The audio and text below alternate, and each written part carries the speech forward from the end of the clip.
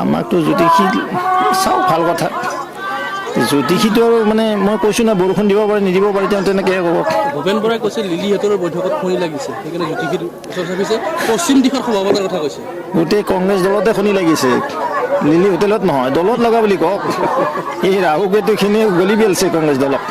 আৰু 25 বছৰলৈকে নহ'ব আৰু ভাল দিন উদ্ধাৰ কৰিব পাৰিব কংগ্ৰেছক মানে বৃহস্পতি শুভ উৎপন্ন নহ'ব তেওঁলোকৰ মই এইটোৱে ক'লো গুৰু সঞ্চান নহ'ব গুৰু লুপ্ত আছে কংগ্ৰেছ দলত আমাকতো জ্যোতিষী চাওঁ ভাল কথা জ্যোতিষীটো আৰু মানে মই কৈছোঁ না বৰষুণ দিব পাৰে নিদিব পাৰে তেওঁ তেনেকৈ ক'ব ভূপেন বৰাই কৈছে লিলিহঁতৰ বৈঠকত খনি লাগিছে সেইকাৰণে জ্যোতিষীৰ ওচৰ চাপিছে পশ্চিম দিশৰ সভাপতিৰ কথা কৈছে গোটেই কংগ্ৰেছ দলতে খনি লাগিছে লিলি হোটেলত নহয় দলত লগা বুলি কওক এই ৰাহু কেতুখিনি গলি পেলাইছে কংগ্ৰেছ দলক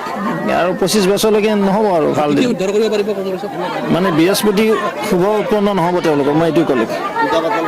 গুৰু সঞ্চান নহ'ব গুৰু লুপ্ত আছে কংগ্ৰেছ দলত